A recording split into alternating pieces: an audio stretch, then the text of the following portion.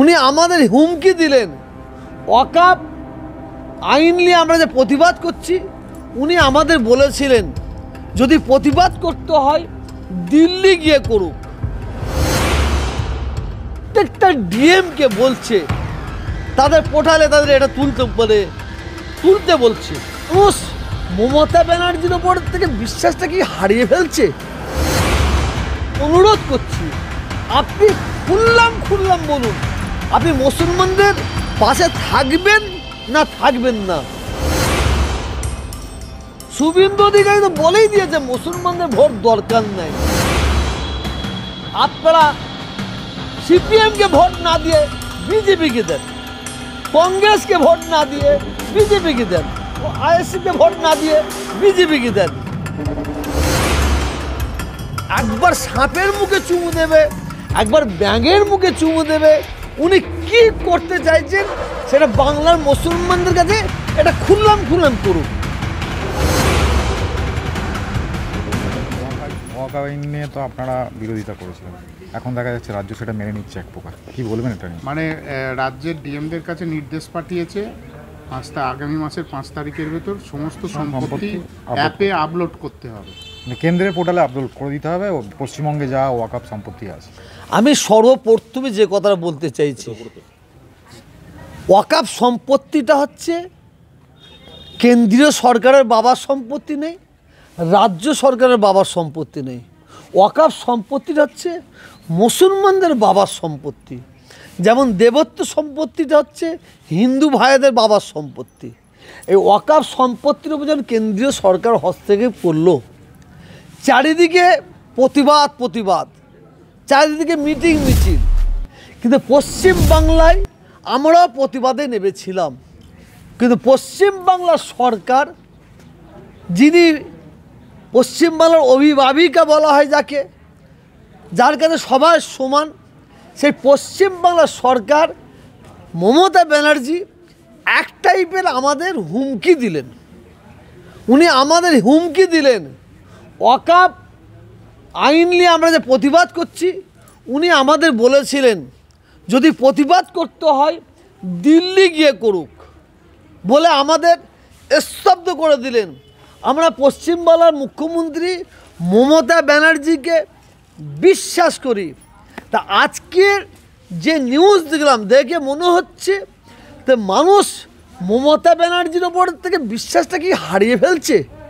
মমতা ব্যানার্জি কি মুসলমানদের কাছ থেকে বিশ্বাসটা হারিয়ে ফেলছে? যে মমতা ব্যানার্জি যিনি বলেছিলেন ওয়াকফ আইন যে নিয়ে এসেছে ওটা বলবৎ করতে দেবো না, ওটা আইনের পরিণত করতে দেবো না, কিন্তু তিনি আজকে প্রত্যেকটা ডিএমকে বলছে তাদের পোর্টালে তাদের এটা তুলতে বলছে। তাহলে কি হবে? তাহলে মুসলিমদের নিয়ে এই ছিঁড়াছিঁড়ি কেন, কিসের জন্য?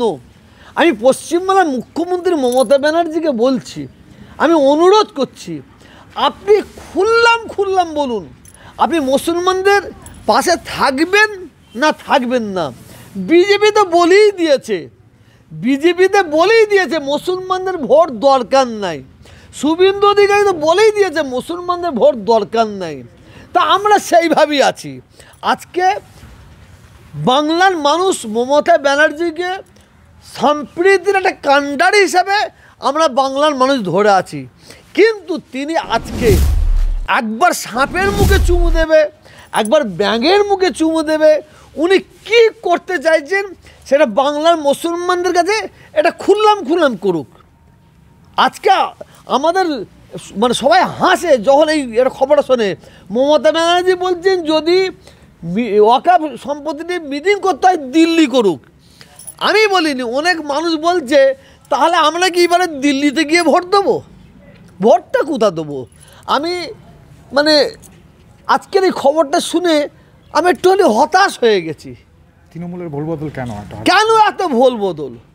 উনি কি বলতে চাইছেন? উনি আজ বলছেন এই কথা, কাল বলছেন ওই কথা। আমরা তো এই যেমন উনি এসআর নিয়ে দায়িত্ব উনি নিয়েছেন। Introducing Dental Rehab and Aesthetic and Unit of Haji Medical.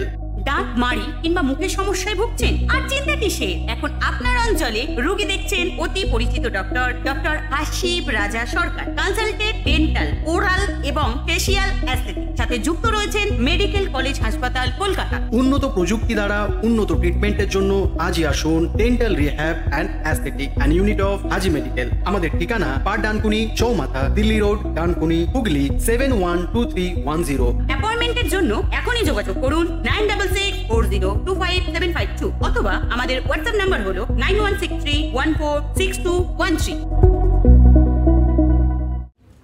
আমরা এসআইআর পক্ষে নয়, বাংলার মানুষ, কিন্তু আমরা এসআইআর করলে আমাদের কোনো আপত্তি নাই, কারণ আমরা ইল্লিগাল নয়, আমরা কোনো জায়গা থেকে উড়ে আসিনি। আপনি 100 বছর পিছিয়ে যান, আমাদের বাপ দাদা 14 পুরুষ সব ভারতের মাটিতে জন্ম, আমরা ভারতের গাছ, তার ফল আমরা। তা আমাদের কি অসুবিধা আছে? যারা কাঁটা তার ছিঁড়ে পিড়ে তার ছিঁড়ে যে তাদের ভয়, আমাদের কিসের ভয়? কিন্তু এসআইআর করতে দেবো না, এসআইআর করতে দেবো না, আবার দেখা যায় প্রত্যেকটা পঞ্চায়েতের বুটে বুটে এসআইআরের জন্য একদম কী বলে ক্যাম্প খুলে বসে আছে। এটা মানুষ কী ভাবছে, কী করতে চাইছে? আর মমতা ব্যানার্জিকে মানুষ তো মানে শ্রদ্ধা করে ভালোবাসে, উনি তো মানুষের সভ্যের জন্য একই ভাববেন। উনি দীঘায় মন্দির করবে, উনি হিট করতে 13টা মন্দির করে দিয়েছে, আবার একটা দুর্গায়ন হবে, হোক না, এতে অসুবিধা গেছে। আর পশ্চিমবাংলার মুসলমানরা বারেবার বলছে, বারেবার মানে হিটকো জমির ওপরে ওখানে একটা মসজিদ করা হোক, কারণ ওখানে হাজার হাজার মানুষ নামাজ পড়তে পারছে না, ওখানে ঈদের নামাজ পড়তে পারছে না, বকরা ঈদের নামাজ পড়তে পারছে না। ববি হাকিম সাহেবকে জিজ্ঞাসা করবেন, ওনাকে অনুরোধ করেছিলাম, বাঁশের দিয়ে ঈদের নামাজ আদায় হয়েছে হিটকোতে, এটা তো ভাবার কথা। আবার একটা কথা, হিটকোতে মুসলমানদের জমি আছে, মসজিদের জমি, সরকারের বাবার জমি নেই, আমার বাবার জমি নেই, ওটা আল্লাহর ঘরের জমি। সেই জমিটার ওপরে হিটকো হস্তক্ষেপ করতেছে কেন? কিসের জন্য? মমতা ব্যানার্জি আরও সাহায্য করবে তো, যে মন্দিরের জায়গায় হস্তক্ষেপ করা যাবে না, মসজিদের জায়গায় হস্তক্ষেপ করা যাবে না, উনি সাহায্য করবেন। এতে বাংলার মানুষ, বিশেষ করে বাংলার মুসলিমরা হতাশ। কিন্তু একটা কথা বারেবার বলছি, যদি মনে করে যে বিজেপির ভয়ে এদের গলায় পা যদি তুলে লগড়ে দিই, বিজেপির ভয় দেখিয়ে বাংলার মুসলমানদের গলায় পা দিয়ে লগড়াবো, এরা আবার উঠে আমাকেই ভোট দেবে, এই ধারণাটা ভুল হবে বলে মনে করি। আমি শ্রদ্ধা জানিয়ে বলছি, সম্মান জানিয়ে বলছি পশ্চিমবাংলার মুখ্যমন্ত্রীকে, আপনি মানে যে লুকোচুরিটা খেলতে যাচ্ছেন, যে লুকোচুরি খেলছেন, এটা বাংলার মানুষ, বাংলার মুসলিমরা বুঝতে পারছে। বাংলার মুসলিমরা আপনাকে বিশ্বাস করেছে, সেই বিশ্বাসের ওপর কোনো কালো দাগ না আসে, কোনো লাল দাগ না আসে, কোনো কালিমা যুক্ত না হয়, সেটা মমতা ব্যানার্জিকে আমি দেখার জন্য অনুরোধ করি। রাজনীতি দল নাই, সাদা রাজনীতির দলেরা তো বলছি যে বিজেপির বি টিম হচ্ছে তৃণমূল, ওরা বলবি, আমরা কিন্তু বিশ্বাস করিনি। তো বিজেপির বি টিম তৃণমূল, এটা আমরা বিশ্বাস করি না। কিন্তু এখন দেখি ওই কথাটা সাধারণ মানুষও বলতে আরম্ভ করেছে, সাধারণ মানুষও বলছে, আপনি যাই করেন না কেন, কেন্দ্রীয় সরকার যেভাবে এই রাজ্য সরকারকে নির্দেশ দিচ্ছে, এ ঠিক সেইভাবেই কাজ করছে। কেন্দ্রীয় সরকার মমতা ব্যানার্জিকে কোনো মতেই পশ্চিমবাংলায় মুসলমানদের জন্য একটা মসজিদ করতে দেবে না।